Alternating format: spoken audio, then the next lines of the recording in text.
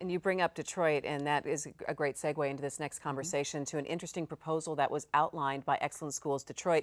The group thinks that centralized city enrollment would work and that the mayor's office could manage the opening and closing of all publicly funded schools in the city, including charter schools. Could this really be a solution? Now, this was floated last week at a board meeting from Excellent Schools Detroit.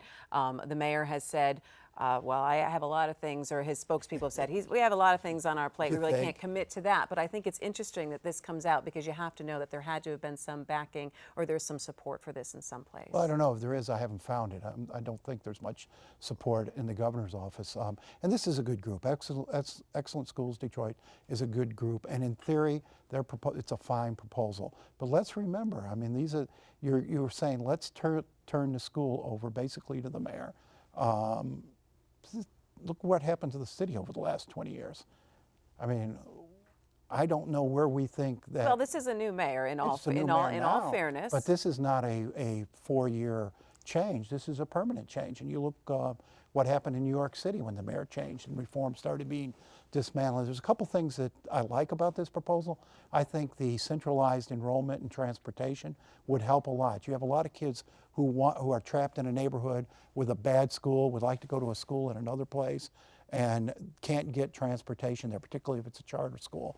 The other thing I don't like about it is, you know, it now catches the schools up in mayoral politics. How many new charter schools do you think are going to be started by a mayor who, and I'm not saying this mayor, could be the next mayor, but a mayor who's beholden to the unions?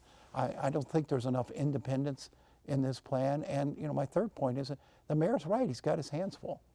Nancy, what do you think about this when you heard this? I think that last point is the most salient point here. That he's not a superhero. He's just been elected mayor of an incredibly complicated city with a lot of problems. He doesn't even have full control over the city at this point. We have to do something differently about DPS because what's been being done is not working. And there are still 48,000 kids in that school district that are being failed. Not entirely across the board. There are still students getting good educations and going on to do good things, but there far too many kids are being failed by the district at this point. Something has to change. You know, we have currently a very capable, dynamic mayor, but there's got to be a limit to how many things he can have on his plate at one time and do them well. Is this something he could do? I don't know.